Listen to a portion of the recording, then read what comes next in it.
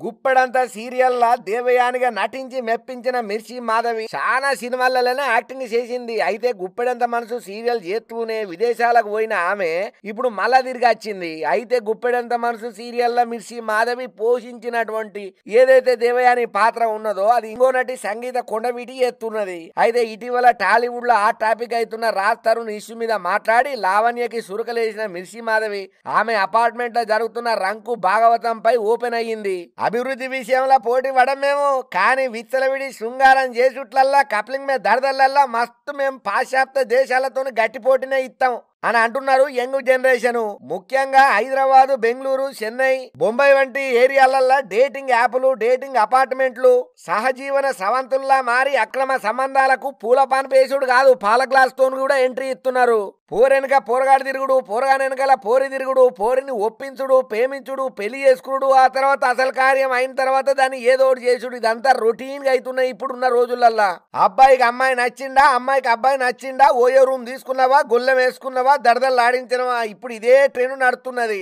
అయితే ఇటువంటి అడ్డమైన పత్యాపారాలు కూడా మా అపార్ట్మెంట్ లో కూడా బాగానే అవుతున్నాయని చెప్పి బయట పెట్టింది గుప్పెడంత మనసు సీరియల్ యాక్ట్రెస్ మిర్చి మాధవి. ఇక ఈ మధ్య కాలంలో ఆమె ఒక ఇంటర్వ్యూలో మాట్లాడుకుంటా డిస్టర్బ్ చేసేటోళ్ళు కూడా నాకు తెలుసు వీళ్ళు వాడతారా లేదా అని. వాళ్ళు ఫస్ట్ మనని గోకడానికి చూస్తారు, మనం జర గోకించుకునే టైప్ కాదని అనుకోండి అట్నుంచి అటే వీక్తాడు వాడు. ఇక లేదు అని జర్ర మనం ఏమైనా సైడ్ ఇచ్చినామంటే వాడు సంగరెక్కుతాడు. ఇట్లా చాలా మంది ఎత్తుంటారు.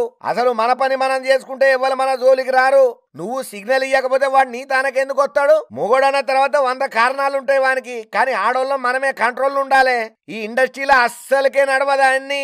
ఇండస్ట్రీలో ఎంత భద్రంగా మనం ఉంటే అంత సెక్యూర్ గా మనం బతుకుతాము. జర్ర సంధించినమా మన జీవితాలు సంగనాకిపోతాయి. నేను ఎంతో మంది అమ్మాయిల జీవితాలను చూసిన నా కళ్ళ ముంగటనే వచ్చి జీవితాలను నాశనం చేసుకున్న వాళ్ళు కూడా చాలా మందే ఉన్నారు. మా అపార్ట్మెంట్ లా 2 అమ్మాయిలు ఉంటారు.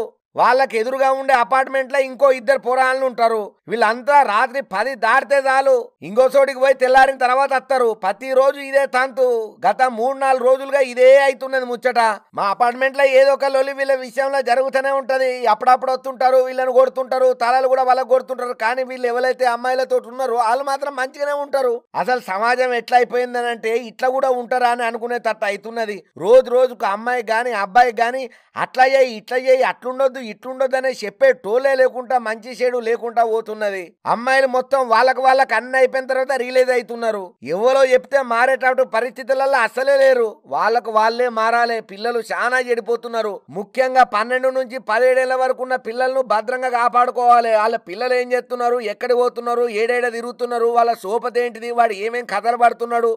చిన్నప్పుడే వాళ్ళకు ఫోన్లు ఇచ్చి మనమే ఎడగొడుతున్నాం. అవన్నీ చేయకుండా మనం చూసుకోవాలి. అసలు మన పిల్లలు సమాజానికి ఉపయోగపడతారో లేదో తర్వాత ముచ్చట, కానీ అసలు ఉన్న దాంట్లో చెడిపోకుండా జాగ్రత్తగా కాపాడుకోవాలి. ఇక ఏదేమైనా ఈ సీరియల్ ఆమె బాగానే నీతులు చెప్పింది. శబాస్ అని అంటున్నారు ఈ ముచ్చటెరికైన వాళ్ళు.